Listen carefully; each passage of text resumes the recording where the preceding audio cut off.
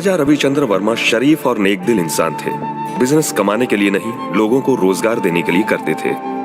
राजा साहब अपनी तीनों बहनों को बहुत चाहते थे। उन तीनों बहनों के भाग्यशाली पति ये तीनों हैं। राजा साहब को प्यार था अपनी बहनों से और उन तीनों को प्यार है राजा की दौलत से। ये है राजा साहब का साला। भुलक्कड़ है पर है भला आदमी। राजा साहब की मौत के बाद अब सबकी नजर है उनके वारिस पर। भगत सेठ, एक मक्कार और कमीना बिजनेसमैन। पहले पैसे लेकर कत्ल करता था, अब बिजनेस करता है। बोली शुरू करो। किंग कंस्ट्रक्शन से अभी तक कोई आया नहीं है सर। राजा तो मर गया, अब उसकी कंपनी में और कौन बचा? राजा का बड़ा बेटा सर। ये इतना सा पिता हमारे मुकाबले बिजनेस करेगा? हाँ सर। शुरू कीजिए। सरकारी बोली है 10 लाख। 10 लाख 10,000। 50 लाख।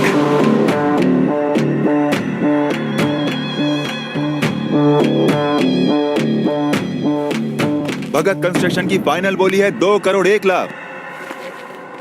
1 मिनट के बिजनेस के मैदान में तुम बोल्ड हो गए बेटा।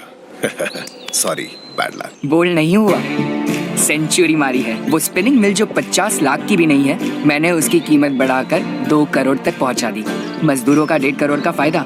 किंग का मतलब जीतने वाला ही नहीं, जिताने वाला भी होता है। Good luck.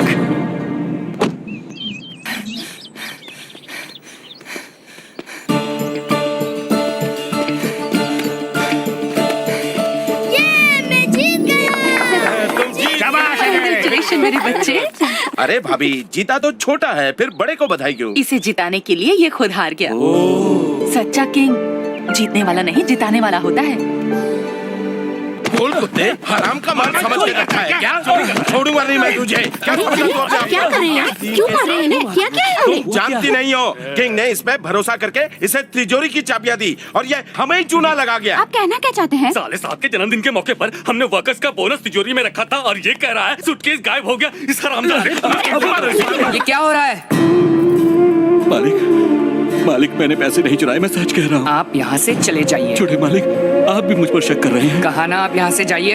तुझे जाने को बोला ना, चल निकल यहाँ से, निकल यहाँ से, निकल। गोपी मोहन, मामा ने पुलिस कंप्लेन करने को कहा ना, तो मेरा दिल तो बैठ ही गया। और मेरा दिल तो पैंट के नीचे से निकल गया। पर सूटकेस है कहाँ? तुम फिक्र मत करो, मेरे कमरे में छिपा रखा है। वो सूटकेस तुमने अपने कमरे में क्यों छुपा के रखा है? जाओ उसे ले आओ और नोट देवता के दर्शन।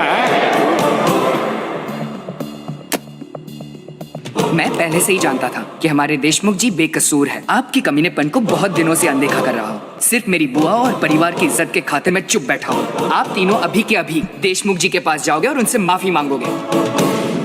सोचा था साले साहब की मौत के बाद कंट्रोल हमारे हाथ में आएगा, पर ये पिता हमारे रास्ते में रोड़े अटका रहा है।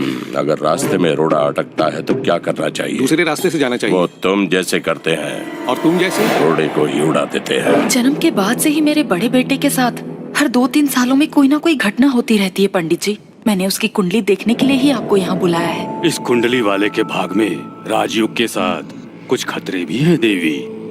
सन 2010 में इनकी जान को खतरा है, बहुत ही भारी खतरा। अगर ये उस खतरे से बच गए तो इन्हें घबराने की जरूरत नहीं है। इनकी आयु बहुत ही लंबी होगी। क्या उसे खतरे से बचाने का कोई समाधान, कोई उपाय है पंडित जी? हम तो अपनी तरफ से पूरी कोशिश करेंगे देवी, बाकी भगवान के हाथ में है।